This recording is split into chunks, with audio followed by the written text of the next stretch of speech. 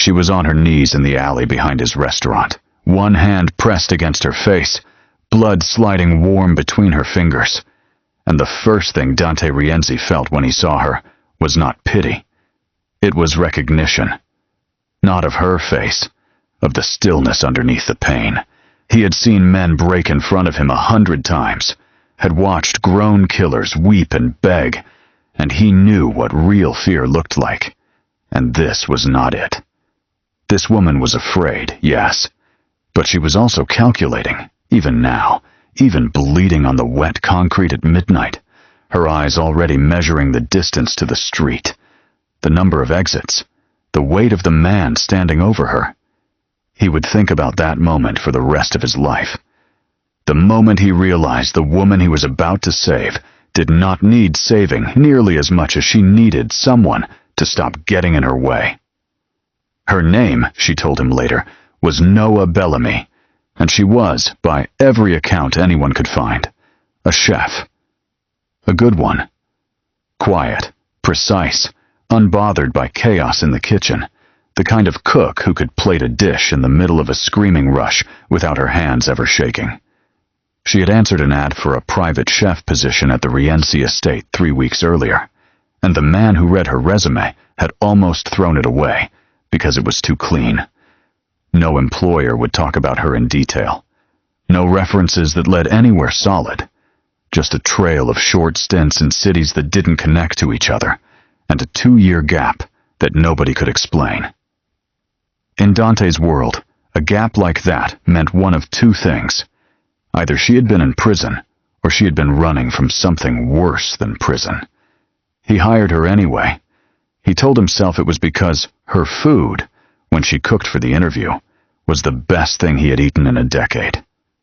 That was true. It was also not the reason. Before we go any further into this story, if you love the kind of tale where power, silence, and obsession collide, and where the person everyone underestimates turns out to be the most dangerous one in the room, hit that like button and subscribe to the Mafia Boss Stories. And I want you to sit with this question while you listen, because it matters more than you think. When someone you love is hiding something to survive, do you have the right to demand the truth, or do you owe them the patience to give it to you on their own terms? Keep that question in your chest. We're going to come back to it. The night she showed up bleeding behind his restaurant was not the night she started working for him. That had already happened.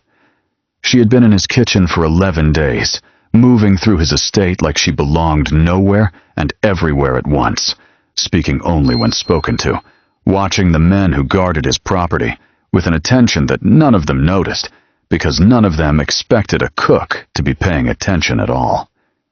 Dante noticed. Dante noticed everything. That was the entire reason he was still alive at 38, in a business that buried most men by 30. He ran what the newspapers vaguely called an organization, and what the men inside it called the family, though there was very little that resembled family left in it. 3 generations of Rienzis had built shipping routes and real estate holdings, and a network of businesses so deep and so layered that most of the men working under him didn't know which parts were legitimate and which parts existed purely to move money that had no right to exist. He had inherited the throne at 29 when his father was shot in a hotel lobby in Marseille, and he had spent the 9 years since making sure no one would ever get close enough to do that to him. He did not get close to people. That was the rule, the only rule that had never once been broken.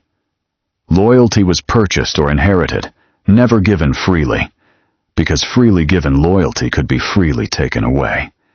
He kept his circle small, his enemies smaller, and his women temporary, decorative, gone by morning. Noah Bellamy did not fit into any category he had built for the people around him, and that alone should have been reason enough to send her away with 2 weeks' severance and a story about downsizing the household staff. Instead, he found himself walking past the kitchen. At hours, he had no reason to be awake, finding excuses to ask about the menu, watching the way she moved a knife like it was an extension of her hand rather than a tool she had learned to use. He told himself it was curiosity. He was very good at lying to himself. It was, in retrospect, the only lie he was ever bad at maintaining. 11 days in, she asked for the evening off to see a friend in the city. He said yes without thinking twice. Because staff took evenings off, that was normal. That was nothing. He did not send anyone to follow her, which was itself unusual, because Dante Rienzi did not let anyone move through his world unsupervised, not his accountants, not his lawyers, not the men who had served his father for 20 years. He let her go alone into the night, and 4 hours later, she came back through the service entrance, with her nose broken and swelling, and her knuckles split in a way that told a very specific story to anyone who knew how to read a fight. 2 attackers, maybe 3. She had not simply been hit. She had fought. He found her sitting on an overturned crate in the alley, not crying, not shaking, just breathing very carefully through her mouth because her nose would not allow anything else, holding a rag against her face that she had clearly grabbed from inside the kitchen before deciding the pain was worse than she'd expected, and sitting down to wait it out. When he crouched in front of her, close enough that she could smell the cedar and tobacco that clung to every one of his shirts, she looked at him with an expression that had nothing pleading in it at all. It was assessment. She was deciding in real time whether telling him the truth would get her killed faster than staying silent. "Tell me who did this," he said, and his voice was quiet in the way that made men in his organization go pale. A calm that everyone who worked for him understood was more dangerous than shouting would ever be. She looked at him for a long moment, blood drying dark above her lip, and said, "No." Just that. No. Not an apology, not an explanation, just a flat refusal that no one had given him in years, and something in his chest turned over in a way he did not have a name for yet. He did not force it out of her that night. That surprised even him. He had men in the basement of a warehouse 40 minutes away who could extract a confession from a stone if he asked them to. And yet, standing in that alley, he found himself doing something he had not done since he was a boy, watching his father hold court, which was waiting. He had her wound, cleaned by his own physician, a man sworn to silence on pain of things worse than death, and he set her up in the guest wing of the estate instead of the staff quarters, and he told himself it was because a broken nose needed monitoring. He did not sleep that night. He sat in his study with a glass of scotch he never drank, and turned the shape of her refusal over and over in his mind, because in 9 years of running this family, no one had ever told him no and lived comfortably afterward, and he could not decide whether he wanted to break that particular rule of hers or simply understand it. The days that followed were quiet on the surface, and anything but quiet underneath. Noah healed the way she seemed to do everything, efficiently and without complaint, back in the kitchen within 4 days, with a faint bruise still yellowing under her eyes, refusing every offer of extended rest, as though sitting still was somehow more dangerous to her than working 12-hour shifts with a healing fracture in her face. Dante watched her more carefully now, not less, and what he began to notice unsettled him in ways he did not enjoy. She flinched once when a car backfired 2 streets over, and recovered so fast that anyone not actively studying her would have missed it entirely. She kept a small folding knife in her apron pocket that had nothing to do with cooking, a blade too short and too balanced for kitchen work, and too specifically designed for close combat. And once, late at night when she thought the house was asleep, he found her in the pantry with a burner phone pressed to her ear, speaking in a low, clipped voice about numbers and dates and a name he did not recognize, a conversation that stopped the instant she sensed him in the doorway. He should have had her searched. He should have had his men take the phone, dig through it, find out exactly who Noah Bellamy really was before she got one step closer to the center of his world. Instead, he stood in that doorway and asked her simply, "Are you in danger?" And she said, "Everyone is in danger, Mr. Rienzi. Some of us just know it." It was the first time she had used his name since the interview, and hearing it in her voice did something to him that he refused to examine too closely. What he did not know yet, what he would not learn for weeks, was that Noah Bellamy was not her real name, and cooking was not her real skill, merely the one she had chosen to hide behind. Before she was a chef, before the estate, before the alley, she had spent 6 years as a forensic financial analyst for a federal task force that specialized in dismantling exactly the kind of organization Dante Rienzi had inherited from his father. She had built cases against 3 separate syndicates by tracing money through shell companies and offshore accounts with a precision that made her one of the most valuable analysts the task force had ever trained. Her final case had turned on her, though, when the syndicate she was investigating discovered her identity through a leak inside her own agency, a leak that had never been fully identified, and 2 of her colleagues were killed within a month of the breach. She had gone into protective relocation, a new name, a new life built around a skill she had loved long before numbers ever entered her world, the thing her grandmother had taught her in a cramped kitchen when she was 7 years old. Cooking had been her escape long before it became her cover. The men who attacked her in the alley that night were not random. They were not muggers. They had found her after 2 years of careful silence because someone inside the relocation program had sold information again. The same leak or a new one, it didn't matter which. The effect was identical. They had wanted to take her quietly, question her about what she remembered, what evidence still existed in her head that could resurrect a case everyone believed was dead. She had fought them off with training she had not used in 2 years, training that had clearly not gone soft, and she had made it back to the one place in the city she had, without meaning to, begun to think of as safe. That was the detail that terrified her more than the attack itself. She had run toward Dante Rienzi's estate instinctively, the way a person runs toward shelter in a storm, and she had not stopped to ask herself what it meant that a Mafia boss's home had become the place her body chose to flee to. 3 weeks passed in a strange, taut quiet. Dante did not press her further, though every instinct in him screamed to. He watched her instead, learned the rhythm of her days, discovered that she hummed under her breath when she cooked something she was proud of, and went completely silent. When a dish wasn't coming together the way she wanted, discovered that she read late into the night with a lamp turned low enough not to disturb anyone. Discovered that she was, against every rule he had ever set for himself, becoming necessary to him in a way no one had been since his mother died. He began finding reasons to be in the kitchen at odd hours. She began, without either of them naming it, saving him a plate.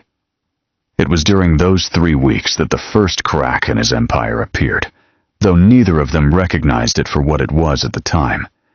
His underboss, a man named Cesare Volpe, who had served the Rienzi family for over 20 years, first under Dante's father, and then under Dante himself, began asking pointed questions about the new chef.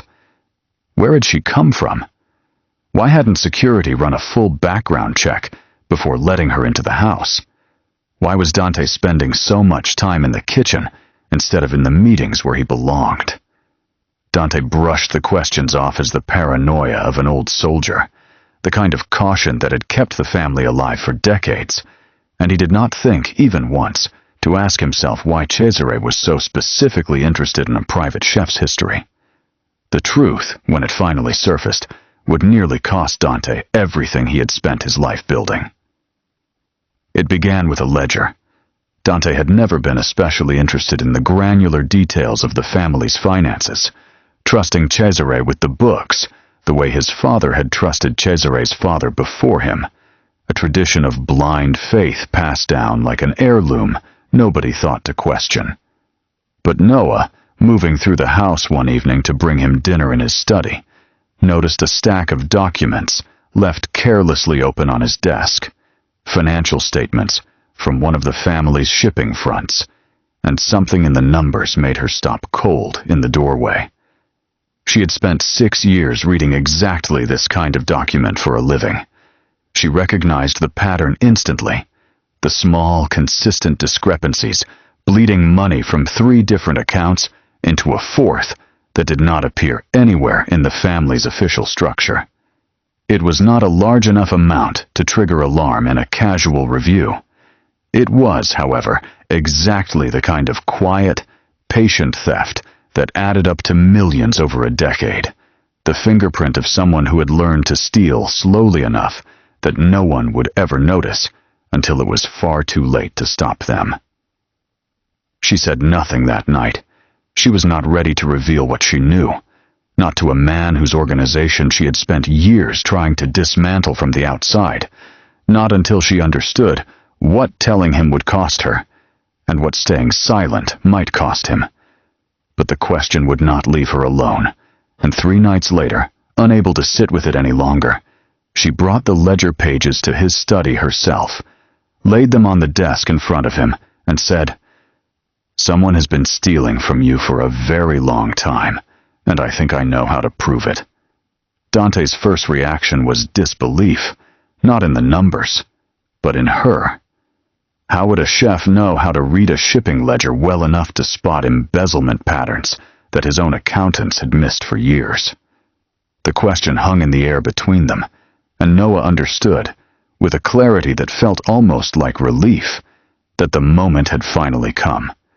There was no version of this conversation that let her keep hiding. She told him everything: her real name, her career, the task force, the leak that had gotten her colleagues killed, the 2 years of running, the attack in the alley that had brought her, bleeding, to his door. She told him with the same steady, unflinching calm she brought to everything, watching his face for the moment his affection curdled into fury, waiting for him to call his men, to have her removed, to treat her the way his world dictated he treat a federal analyst who had spent years building cases against people like him. That moment never came. What came instead was silence, long and heavy, while Dante Rienzi sat with the fact that the woman he had let further into his life than anyone in 9 years had once dedicated her career to destroying everything he had built. And beneath the anger, underneath the very real, very dangerous betrayal of trust he felt twisting in his chest, there was something else. Something that frightened him far more than her secret ever could. He was not angry enough to send her away. He should have been. Every rule he had ever lived by said he should have been. Instead, he asked her a single question. "Do you still want to destroy this family?" And she answered without hesitation. "I want to know who is stealing from you, and I want to know who leaked my location. Because I think, Dante, that those 2 people are the same person." The realization landed like a blow. Cesare Volpe, 20 years of loyalty, 20 years of trust, passed down through 2 generations of Rienzis, and the pieces, once Noah laid them out with the same patient precision she once used to build federal cases, fit together with sickening ease. Cesare had access to the family's full financial records. Cesare had connections that stretched into corners of the underworld that had every reason to want Noah's old task force silenced permanently. Cesare had been the one pushing hardest, quietly, for weeks, to have her investigated, not out of loyalty to the family's security, but out of fear that she might recognize exactly what she had recognized, that the numbers didn't add up, that someone close to the throne had been bleeding the empire dry for years, while positioning himself as the most trusted man in the room. What followed was not fast, and it was not clean, because nothing involving Cesare Volpe could ever be either of those things. Dante spent the following 2 weeks in a state of controlled fury that terrified even the men who had known him his entire life, dismantling Cesare's access to the family's operations, one careful, silent piece at a time, so as not to alert him before the trap was fully built. Noah worked alongside him at night, translating a decade of financial records into a case so airtight that even a man as careful as Cesare would not be able to talk his way out of it. And in the process, something between them shifted from careful proximity into something neither of them had words for yet, forged in shared danger and long nights, and the particular intimacy of two people building something together in secret. There was one night, 3 days before the confrontation, when Dante almost lost her.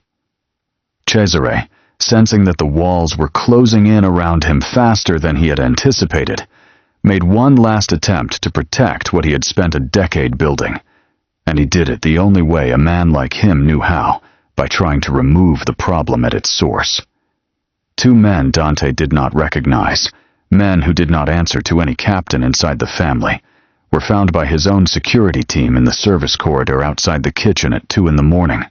Men who carried a syringe instead of a gun, the kind of tool used by people who wanted a body to disappear quietly, rather than a death anyone would need to explain. Noah heard them before she saw them, the particular quality of silence that meant someone was trying very hard not to be heard, and the training she had buried for 2 years surfaced in an instant, cold and exact. She did not scream. She did not run for help. She moved through the dark kitchen she had spent months learning by feel, put a countertop and a locked door between herself and the men hunting her, and held them off with nothing but a chef's knife and the particular calm of someone who had faced worse than this and survived it, until Dante's men broke through and ended it. When Dante reached her afterward, hands not quite steady for the first time in longer than he could remember, she was not shaking. She was already cleaning the blade, already asking whether anyone had checked if the men were sent by Cesare directly or by someone Cesare had paid to keep his own hands clean. It was in that moment, watching her methodically restore order to a kitchen that had nearly become her grave, that Dante understood, with total, terrifying clarity, that he was not simply protecting her anymore. He needed her the way he needed air, and the realization frightened him more than any enemy he had faced in 9 years of holding this throne. The confrontation, when it finally came, happened in the same room where Dante's father had once held court, the long dining hall at the heart of the estate, lined with the portraits of 3 generations of Rienzi men who had built and defended this empire with blood. Cesare arrived expecting a routine meeting about quarterly shipping numbers. He found instead the entire senior leadership of the family seated at the table, and Dante at its head, and Noah standing quietly at his side, with a folder of documents in her hands that represented 10 years of patient theft laid bare. Cesare did not deny it once the numbers were placed in front of him, because there was no version of denial that would have survived Noah's evidence. What he did instead was worse. He smiled, the same warm, paternal smile he had used on Dante since Dante was a boy, learning to tie a tie for his father's funerals, and he said, "You would burn this whole family down for a woman who spent years trying to put us all in prison." He said it like a man certain he still held the winning hand, certain that loyalty built over 20 years would outweigh whatever this woman had become to Dante in a matter of weeks. He was wrong, and the silence that followed his words told him so before Dante ever opened his mouth. The fall of Cesare Volpe was not quiet, and it could not be, because a man who had stolen from and betrayed a family this deeply could not simply disappear without every other captain and soldier in the organization understanding exactly why. What Cesare had not accounted for in 20 years of careful theft was that his removal would tear open every relationship he had quietly cultivated throughout the family structure, revealing a web of loyalty he had bought with stolen money that stretched further than anyone, including Dante, had understood.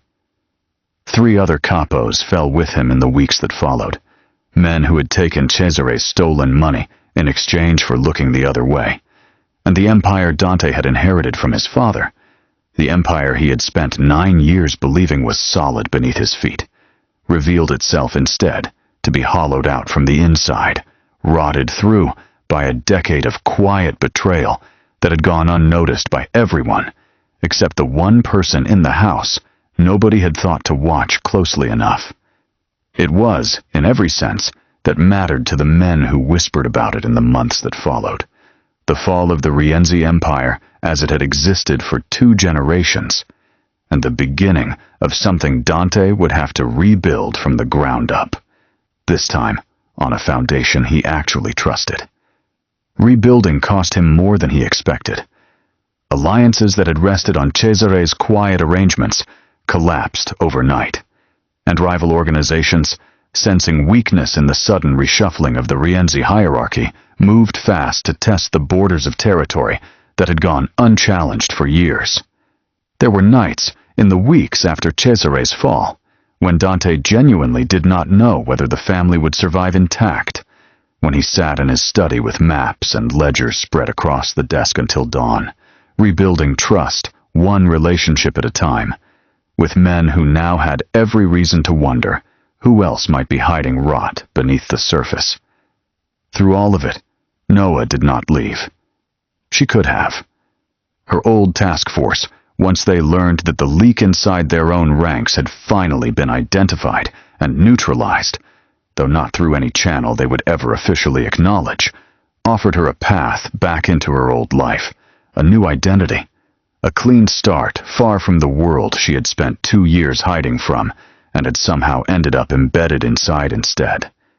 She turned it down without hesitation, and when Dante asked her why, sitting across from her in the kitchen at 3 a.m, while the house around them slowly rebuilt itself from the inside out, she told him the truth the same way she told him everything, plainly, without decoration.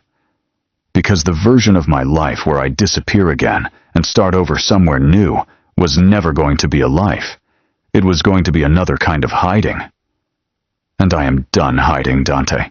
I would rather stand here, in the wreckage, and help you build something honest out of it, than run one more time toward a version of safety that was never real. The empire that emerged on the other side of that winter did not look like the one Dante's father had built, and it did not look like the one Cesare had spent 20 years quietly hollowing out from within either. It was smaller in some ways, leaner, stripped of the alliances that had been built on rot rather than loyalty. But it was, for the first time in 3 generations of Rienzi men, an empire built on something that could not be stolen from underneath him, because Dante had finally learned the lesson his father never lived long enough to teach him, that the strongest thing at the center of any empire is not fear, and it is not loyalty bought with money or blood. It is a single person willing to tell you the truth, even when the truth is dangerous, even when it costs them everything, even when every rule of the world you built together says they should have run instead of stayed. Noah Bellamy never went back to being Noah Bellamy, not fully, because the woman who had hidden behind that name for 2 years had finally stopped needing to hide at all. She kept cooking because she had never stopped loving it, but she also became, quietly and without anyone outside the estate ever knowing her real history, the person Dante trusted more than anyone alive to look at his numbers, his contracts, his alliances, and tell him the truth about what she saw there. The scar across the bridge of her nose never fully faded, a thin, pale line that caught the light sometimes when she laughed, and Dante found, in the years that followed, that he did not mind it at all. He had come to understand it as the mark of the night his entire world changed direction. The night a woman on her knees in an alley had looked up at him with more strength in her bloodied face than most men in his organization carried in their entire bodies. And he had chosen, for the first time in 9 years of ruling alone, not to look away. If you were captivated by Noah Bellamy's hidden strength and Dante Rienzi's dark, unshakable obsession, don't forget to hit that like button. We love bringing you these intense stories filled with betrayal, power, and unexpected twists. What would you have done in Noah's shoes standing in that alley with a truth you knew could either destroy you or set you free. Drop a comment below and let us know. Make sure to subscribe to the Mafia Boss Stories and turn on notifications so you never miss a story.